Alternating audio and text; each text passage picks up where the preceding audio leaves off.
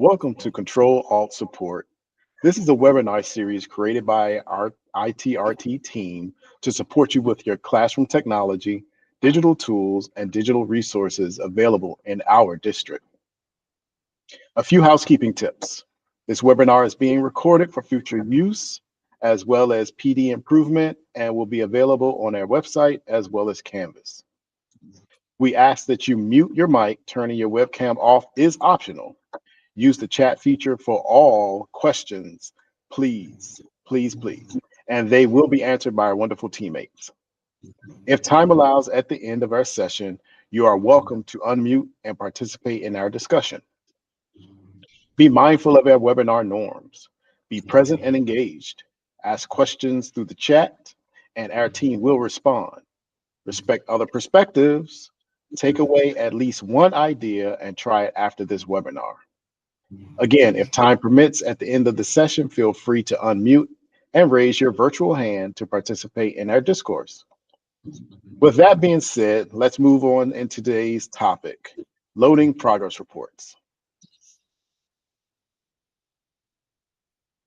All right, it's progress report time. So by this point, you should have a handful of grades in your grade book, and we're going to show you how to load those today. So there's two ways you can get to the progress report screen in TAC. First, from the home page, next to each course, you'll see a green icon. Clicking that will take you to the progress report screen. You can also get there from the toolbar going across the top when you click on grade reporting and interim progress. Once there, this is for grades 1 through 12. We're going to start with 1 through 12 only. Stacey's going to talk about kindergarten. But for 1 through 12, what you will do is simply click the load button up at the top right-hand corner. This will pull all of your grades in from the grade book and load those right in that first grading column. You should see a grade in every cell. If you do not, for example, if you have a transfer student that came in late and has no grades, that block will be empty, so you'll need to put an I in any of the empty slots in that first column. Every student should have at least a grade or the letter I. And then once you've done that, you'll click the Save icon at the top right-hand corner. You'll do this for each of your courses. So to change to the next course, up at the top, you'll click Change and pick your next course and repeat the process.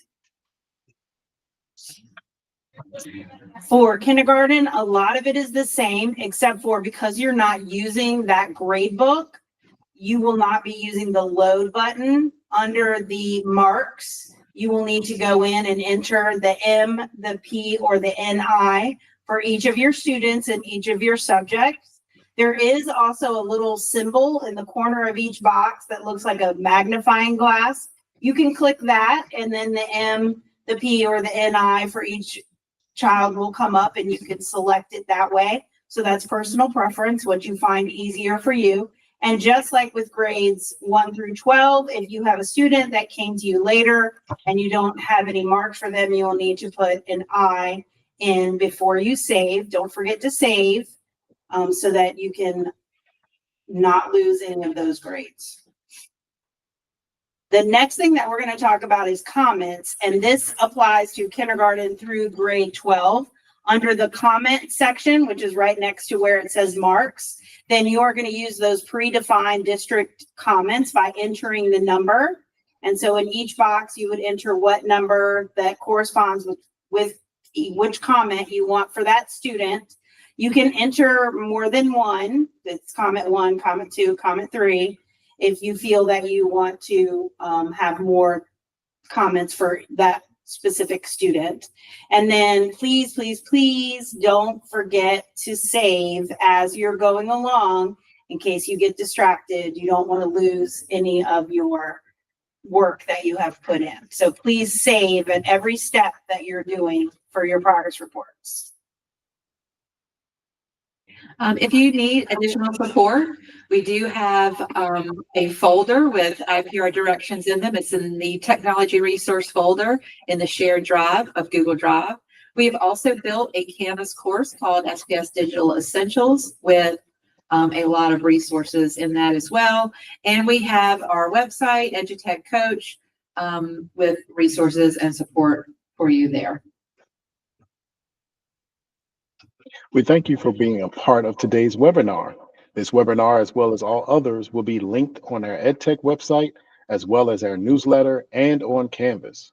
Remember, you can always reach out to us at itrt@spsk12.net.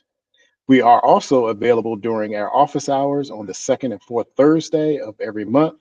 Check out our flyers on Canvas or our website for times. Again, thank you for your time and have a tech-tastic rest of your day.